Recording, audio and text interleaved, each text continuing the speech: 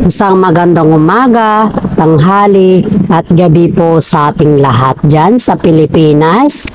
Sa mga subscribers ko po na sumusuporta sa aking content, maraming salamat po sa mga parents po natin, papananay, tatay, lola at lolo, kapatid, kuya, ay maraming salamat sa suporta na binibigay niyo po sa aking content. Lalong-lalo na po sa ating Panginoong may kapal dahil binibigyan po niya tayo ng wisdom, knowledge, and understanding para makabuo po ng aking content or sa ating content ng update sa ating ituloy sa buhay. Mabuhay ka Panginoon at salamat din sa pang-araw-araw na binibigay mo sa amin na pagkain at hindi lamang po yan, kundi maraming salamat din po sa binibigay mo sa amin na buhay na kung saan po ay lahat ng problema ay nalulutasan namin dahil po sa iyo. Dahil nananalig po kami sa iyo at yan po ang aking dasal at pasasalamat po. God bless po sa ating lahat. Umpisa. Okay, alright. Update po tayo sa Kimpaw ganap at iba pang showbiz ganap sa ngayon guys. Ayon po sa ating legit na sources guys is dumalaw si Kimi sa isang event na kung saan po ay may in-endorse siya na Duta Tayo at ito po ay nagkaroon na naman ng bagong award kasama yung mga ibang staff at yung mga iba niyang mga kasama.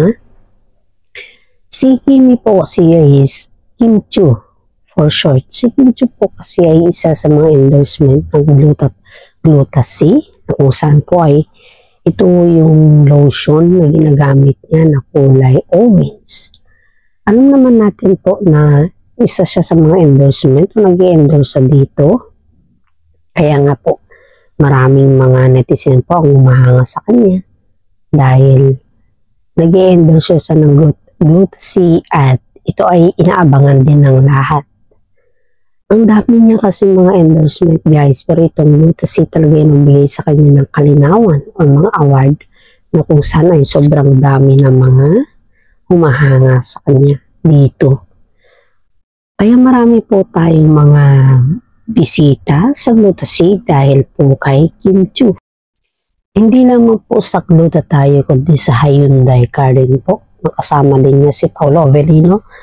Tuwing sila po ay nag-endorse ang dalawa is may mga talagang tinatawag na ambassadors sa kanilang dalawa.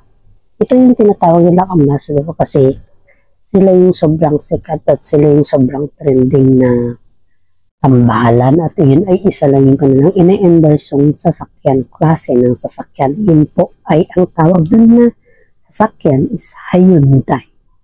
Kaya marami pong nabigahan sa kanila kasi bukod tangi lang po ang tambalang Kimpaw ang may mga ganap kung saan po ay nag-iisang endorsement o nag-iisang sasakyan yung kanilang ine-endorsong parehas. Eto na naman tayo guys. Alam kong marami na naman ang mag-aabang dito. Nag-aabang na kung saan po ay ang daming pelikula ng mga Kimi sa ngayon. Ito na naman tayo, yung bago nating update guys. Alam nyo guys, ayon po sa ating mga legit na sources to dumalo pala yung mami ni Paolo Avellino sa shooting nila Kimpaw na kung saan is parang binahagi niya ata yung kanyang pagka-audience. Hindi yung special na someone na bisita yung kanyang hininging treatment, kundi parang isang audience lang daw guys. Ayun po yung ayon sa ating legit na sources kasi sabi niya is napansin daw ng mga netizen na talagang aprobado or kaya supportive yung nanay Paolo Avellino sa kanilang ni Kimi sa lahat ng larangan ng industriya. Kaya nga po mga netizen dito ay hindi naman nila kilala yung nanay ni Paolo Avellino. At saka yung mga management lang daw, hindi din nila daw din kilala. Pero nung napansin daw nila na lumapit si Paolo Avellino at nagmano sa kanyang nanay at yun ay tinanong siya kung sino yun, doon lang po nila nalaman na mami pala ni Paolo Paolo Avellino yun. You know guys, si Paolo Avellino po ay tahimik na tao ito at hindi siya yung for publicity purposes. Wala kasi siyang ganun na reason out yung for publicity purposes. Kaya yung nanay niya is naging fans din niya. Naging fans din niya sa lahat ng mga kanyang mga pelikula simula nung maging sila ni Kim Chu. Kaya itong nanay po ni Paolo Avellino is para lang makilala o makita niya si Kim Chu para makita si Kim Chu at kumustahin daw si Kim Chu dahil nga daw po sa nangyari kay Kim Chu at yun ay sobrang alalang-alala yung nanay ni Paolo Avellino sa kanya. Kaya nga guys, itong si Paolo Avellino, yung pamilya niya is very well known at very welcome sa lahat ng bagay. Kaya itong nagdala daw yung mama ni Paolo Avellino ng isang pagkain na kung saan po ay tradition food challenge sa kanilang pamilya. Alam kong kinilig na naman yung mga fans dyan, lalong-lalo na yung mga bashers dyan. Mas sobrang kilig yung mga bashers dyan sa ating updates. At hindi lang po yan, lahat po tayo mga netizen dito ay kinilig sa kanilang tambalan. Kung gustuhan niyo po yung aking update, paki-like naman yung aking YouTube channel, paki-subscribe naman, at paki-click naman yung notification bell para tayo po magkaroon ng update sa lahat ng bagay guys. Alam kong marami na naman yung bashers na nag-aabang dyan. Kaya nga po tayo ay gumagawa ng update para tayo ay nag-abangan nila sa lahat ng bagay. Okay, alright. Bago po natin umpisa ng ating blind items, kape-kape muna tayo at isang magandang umaga sa ating lahat. Abangers tayo sa mga natin dyan guys, sa mga bashers natin kasi sabi nga ayon sa ating mga post na isang content natin ay ang sabi nila is hindi daw magtagumpay ang King Pao sa kanila dahil ang dami daw nilang ayaw kay Paolo Avellino. Ay ang sabi ko naman po sa akin at sa sarili kong opinion is bakit kailangan pa ba na hindi magtagumpay si Paolo Avellino na maging katambal niya si Kimi is malapit na silang ikakasal at magiging wife to be niya na si Kimi. Kahit anong gawin ng mga bashers dyan guys, inggit, pikit niya ang sabi nila, di ba?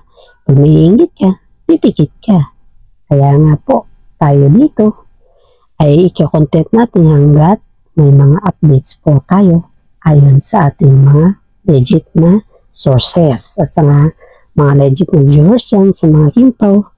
Alam kong nanggigigil na kayo sa mga bashers. Alam kong marami dito ang gusto talaga na mag-response sa mga bashers na yan. Pero guys, isipin natin itong mabuti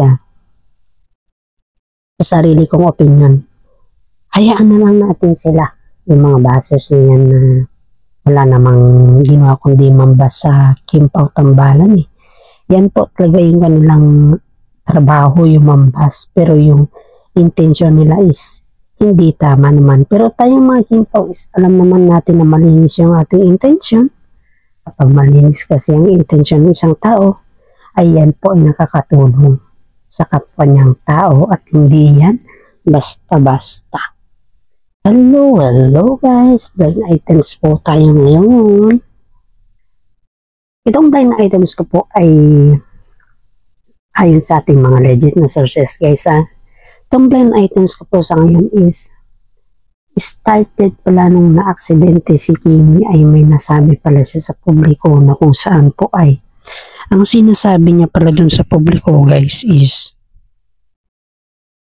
sabi ko na sinasabi niya sa public kasi pinost niya kasi sa kanyang Instagram na kung saan po ay ang sinabi niya doon sana hindi daw magtagumpay si Kim Chu sa kanyang ginagawa sa pang-araw-araw o kaya ba ay parang ang lupit ng kanyang comment guys. Bakit daw kailangan ni Kim Chu na maaksidente para lang daw sa kanyang sariling future or yung kanyang para lang daw sa pera. My God, grabe to.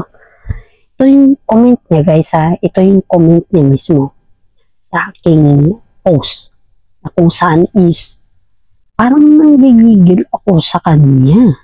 Grabe. Sa mga fans ng Kim Pao dyan, alam kong nabasa rin ninyo to.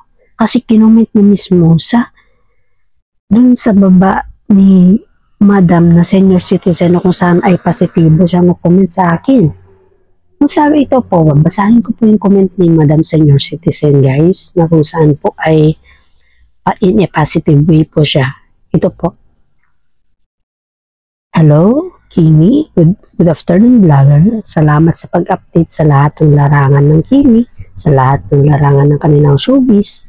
At alam kong hindi ka magsasawang mag-update o nag-update sa kanila dahil ito po ay isang malaking tulong na kamo sa kanila para ma-spread ang mga updates patungkol sa kanila. Kim, alam kong napakaganda mong babae at alam kong hindi mo bibitawan si Paolo Avellino dahil ikaw ay napakasipag at ikaw ay very talented at higit sa lahat ay maamo ang iyong mukha. Napakabait mo. Kung ikaw man ay na-aksidente, hindi ibig sabihin niya natitigil ka na sa showbiz, kundi isa lamang yung pagsubok sa iyong buhay. Dahil lahat ng tao ay may mga pagsubok sa buhay at yan po ay may mga solution din. Kaya ingat-ingat po palagi at tandaan niyo, always put God first in everything. Kayo ni Paolo Avellino. Okay guys, okay. Yan po yung comment ni Miss Senior Citizen sa atin at ito naman po yung comment ng bashers sa atin din na kung saan ay ang sinabi niya dito. Dahil lang yan sa pera kaya siya nataganyan. Ma-aksidente lang, okay lang yan. Marami naman siyang pera. Kaya nga, kahit aksidente lang nakasalalay, okay lang, tira lang para lang magkapera at para magka-project. Ganyan naman talaga sila yan. Wala silang pakialam sa kanilang sarili. Oh my God. Alam nyo guys, nanggigigil ako dito eh. Kaya nga po, ayon sa ating mga blind items is, ang sabi nila, kapwa din daw niyang artista yung nagko-comment dyan. Iyan po yung ayon sa ating legit na sources guys.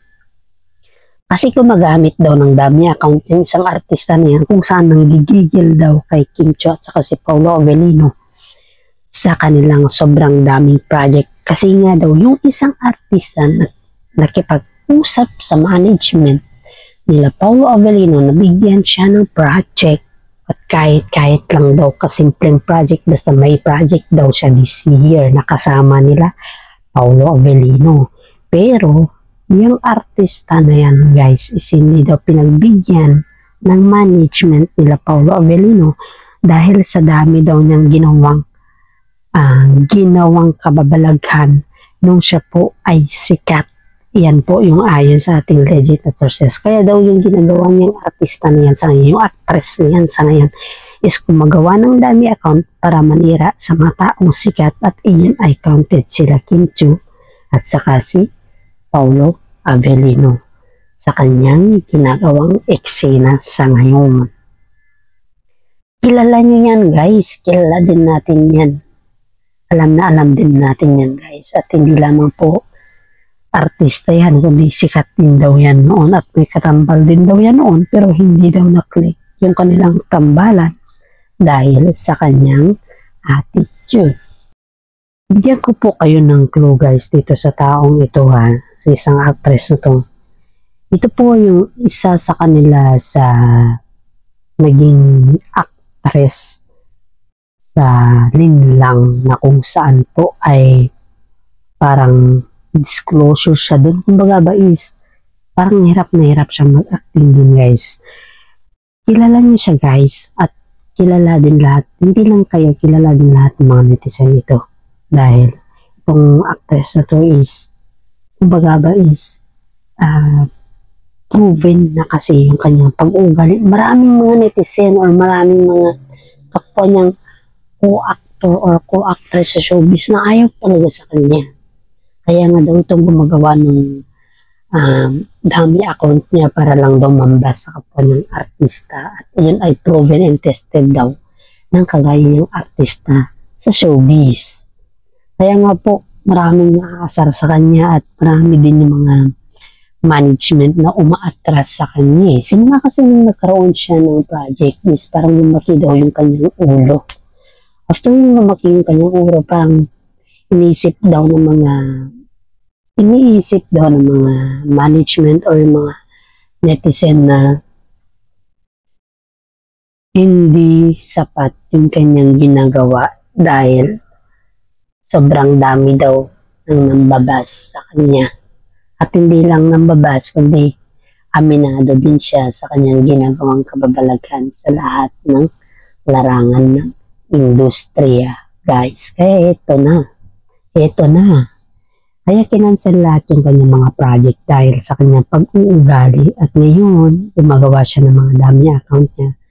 Dahil ang purpose niya is sirain yung mga sikat na kagaya nila Paolo Avellino at saka si Kim Chiu. Guys, kaya dito, mga netizen galit na galit sa kanya dahil lahat ng mga ginagawa niyang dami account is lahat ng mga sikat nagko-comment siya dun sa mga content creator, sa mga Instagram ng mga sikat na tao.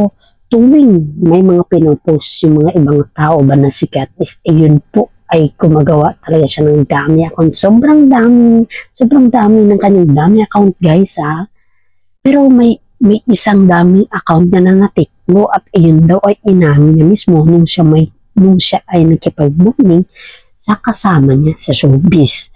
Kaya nagtaka yung mga kasama niya kung bakit may ganun siyang dami account where in fact na hindi naman daw niya dapat gawin yun. Kaya nung nalaman daw ng kasama niya sa showbiz na ganun pala yung ginagawa niya sa mga sikat is parang umatras yung taga-showbiz sa kanya na friend niya at ngayon parang hindi na siya friends ng kanyang mga friends dahil dito. Kaya ito na yung sinasabi natin na wag po tayong gumawa ng mga dami accounts natin para sa ganun po ay hindi po tayo nakakasakit ng kapwa nating tao. Ang pagsisikat naman po ay iyan po ay talagang paghandaan, pag-effortan, at dapat deserving mo yung pagkasikat mo. Hindi yung sisikat ka sa maling gawain or sa maling style mo dahil dapat lagi mo tatandaan ng pagsikat ay hindi lamang basta-basta yan. Dapat gumawa ka ng tamang pamamaraan at maging mabait ka sa iyong mga management at sa kapwa mo artista. Yan naman po ang aking opinion dito at sana naman po sa lahat ng mga gusto mag-comment dyan, magkaroon ng opinion, please comment down below nyo lang po kung gusto niyo at gusto ko rin po mag-comment kayo dito about sa artista na to, actress na to na kung saan ay grabe yung kanyang ginawa. At hanggang dito na lang po ang aking comment or ang aking content. Maraming salamat po at God bless po sa ating lahat.